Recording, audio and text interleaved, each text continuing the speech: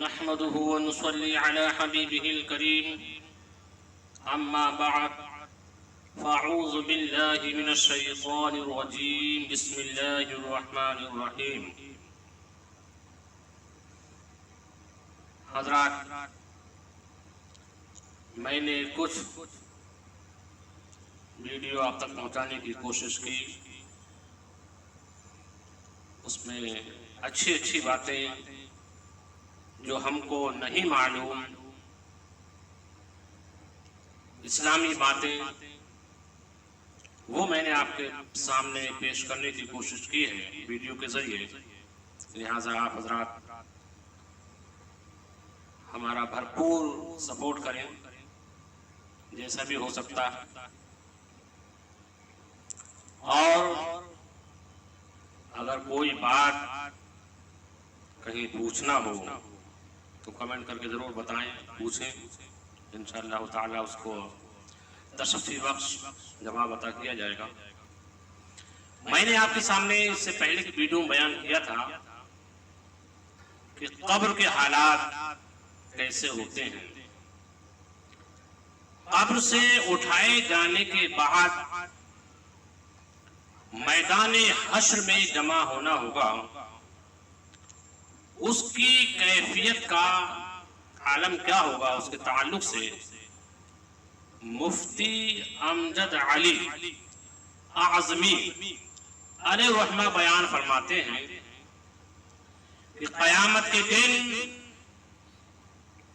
لوگ اپنی اپنی قبروں سے اٹھیں گے. ان میں بعض تنہا سوار ہوں گے اور کسی سواری پر، وہ بھی کسی پر 3، کسی پر 4، کسی پر 10 ہوں گے. کافر منہ کے بل چلتا ہوا میدان حشر کو جائے گا.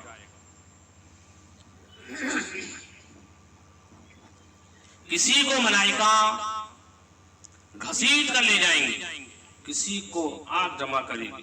یہ میدان حشر امجد علی اعظمی لکھتے ہیں، لکھتے ہیں کہ میدان حشر ملک شام کی زمین پر قائم ہوگا. زمین ایسی ہموار ہوگی کہ اس کا کنارہ پر کوئی رائی کا دانہ گر جائے ایک کنارے پر تو دوسرے کنارے پر دکھائی دے گا. اس دن زمین تانبے کی ہوگی. آفتاب 1 میل کے فاصلے پر ہوگا. اللہ اکبر. آپ اندازہ لگائیں. راوی حدیث میں فرمایا کہ معلوم نہیں میل سے مراد سرمے کی سلائی ہے یا میل مسافت. اگر میل مسافت بھی ہو تو کیا بہت فاصلہ ہے کہ اب 4000 برس کی راہ کے فاصلے پر سورج ہے اور اس طرف آفتاب کی پیٹھ ہے. اس کا اصلی چہرہ اوپر کو ہے، نیچے اس کی پیٹھ ہے. تو امجد علی اعظمی علیہ الرحمہ لکھتے ہیں کہ آپ اندازہ لگائیں میل سے مراد یا تو سلائی ہے کہ جس میں آنکھ میں سرما لگاتے ہیں، یا پھر مسافر کی دوری. اور کچھ علماء فرماتے ہیں کہ 1 ہاتھ یا 2 ہاتھ کے فاصلے پر ہوگا سورج. یعنی کہ ابھی اس وقت سورج الٹا ہے اور 4000 برس کی راہ کے فاصلے پر ہے اور اس طرف آفتاب کی پیٹھ ہے، پھر بھی جب سر کے مقابل آ جاتا ہے، یعنی دوپہر کا وقت ہوتا ہے، مئی جون کی گرمی ہوتی ہے، تو گھر سے باہر نکلنا دشوار ہو جاتا ہے۔ اللہ، پھر بھی اس کی ادھر پیٹھ ہے بھی ہے، اس کا اصلی چہرہ اوپر کو ہے۔ اس لیے میں کہتا ہوں کہ آپ حضرات میری پوری ویڈیو کو دیکھا کیجئے، کیونکہ میں آپ کو ایسی ایسی باتیں اس میں بتا رہا ہوں کہ شاید آپ نے سنی ہوں۔ ادھر پیٹھ ہے تو نکلنا دشوار ہو جاتا ہے، اس وقت 1 میل کے فاصلے پر ہوگا، یعنی کہ 1 ہاتھ یا 2 ہاتھ کے فاصلے پر ہوگا، اس کا منہ اس طرف کو ہوگا، یعنی کہ اصلی چہرہ ابھی جو اوپر کو ہے وہ نیچے کو ہوگا۔ تپش اور گرمی کا کیا پوچھنا، اور اب اس وقت مٹی کی زمین ہے، مگر گرمیوں کی دھوپ میں زمین پر پاؤں نہیں رکھا جاتا۔ مئی جون کی گرمی میں آپ چلے جائیے، اس وقت جب تانبے کی ہوگی، زمین تانبے کی ہوگی، اور آفتاب کا اتنا قرب ہوگا، یعنی اتنا قریب ہوگا، اتنا نزدیک ہوگا، اس کی تپش کون بیان کر سکے۔ اللہ اکبر، اللہ اپنی پناہ میں رکھے۔ بھیجے کھولتے ہوں گے، اور اس کثرت کے ساتھ پسینہ نکلے گا کہ 70 گز زمین میں جذب ہو جائے گا۔ پسینہ اتنا کثرت سے نکلے گا کہ 70 گز زمین میں جذب ہو جائے گا۔ پھر جو پسینہ زمین نہ پی سکے گی وہ اوپر چڑھے گا، کسی کے ٹخنوں تک ہوگا، کسی کے گھٹنوں تک ہوگا، کسی کے کمر تک، کسی کے سینہ، اور کسی کے گلے تک، اور کافر کے تو منہ تک چڑھ کر مثل لگام کے جکڑ جائے گا، جس میں وہ ڈبکیاں لگائے گا، ڈبکیاں کھائے گا۔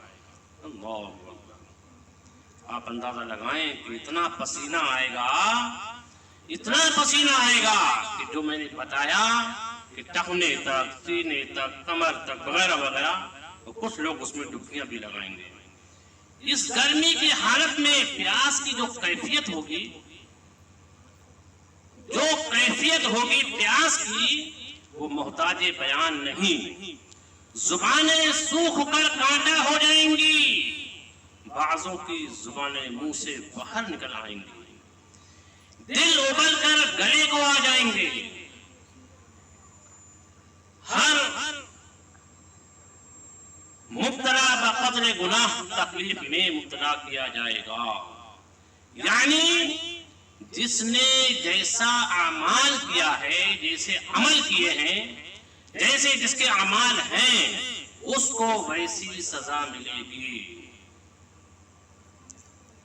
جس نے چاندی سونے کی زکات نہ دی ہوگی، بہت جمع کر کے رکھتے ہیں کہ یہ میرے بیٹے کے کام میں آئے گا، یہ میری بیٹی کے کام میں آئے گا۔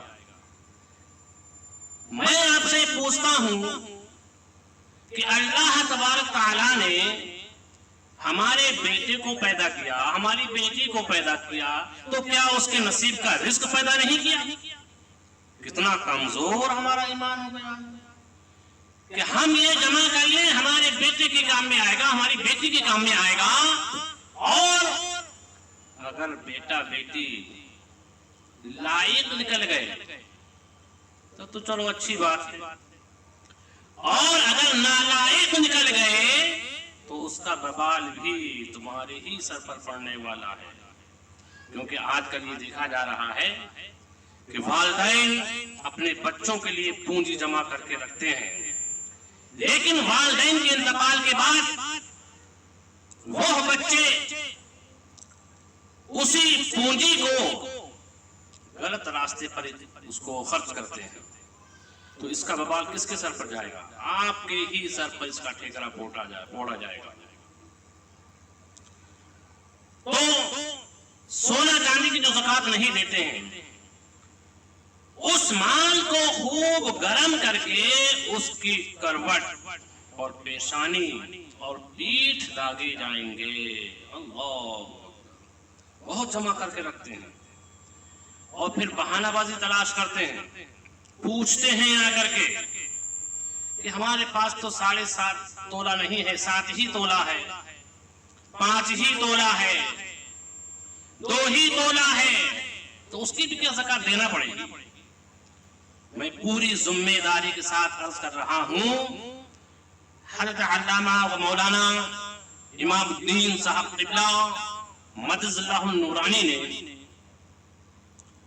मैं जिस मस्जिद में रहता हूं वहां पर आकर के उन्होंने बयान किया और बताया कि जिसके पास 1 तोला भी सोना हो उसको भी ज़कात देना चाहिए। लेकिन आज हम बहाना तलाश करते हैं, तो उनके पेशानी को दागा जाएगा, करपटों को दागा जाएगा, पीठ को दागा जाएगा, और जिसने जानवरों की ज़कात ना दी होगी उसके जानवर कयामत के दिन खूब तैयार होकर आएंगे और उस शख्स को वहां लिटाएंगे और वो जानवर अपने सींगों से मारते और पांव से रौंदते हुए उस पर से गुजर जाएंगे। जब सब इसी तरह गुजर जाएंगे फिर उधर से वापस आएंगे, इसी तरह करते रहेंगे यहां तक कि लोगों का हिसाब खत्म हो जाएगा। अल्लाह अकबर। तो हमको चाहिए कि हम खुश दिली के साथ, अगर अल्लाह तबारक तआला ने हमको माल के निसाब बनाया है तो खुश दिली के साथ हम ज़कात अदा करें और अल्लाह का शुक्र अदा करें कि अल्लाह तबारक तआला ने हमको ज़कात देने वाला बनाया है, लेने वाला नहीं। अल्लाह का शुक्र अदा करें कि अल्लाह तबारक तआला ने हमको ज़कात देने वाला बनाया है, लेने वाला नहीं। अल्लाह की बारगाह में दुआ है कि अल्लाह तबारक तआला हमको सही मालों में ज़कात देने की तौफीक रफ़ीक अता फरमाए। आमीन व आखिर दावाना अनिल हम्दुलिल्लाहि रब्बिल आलमीन।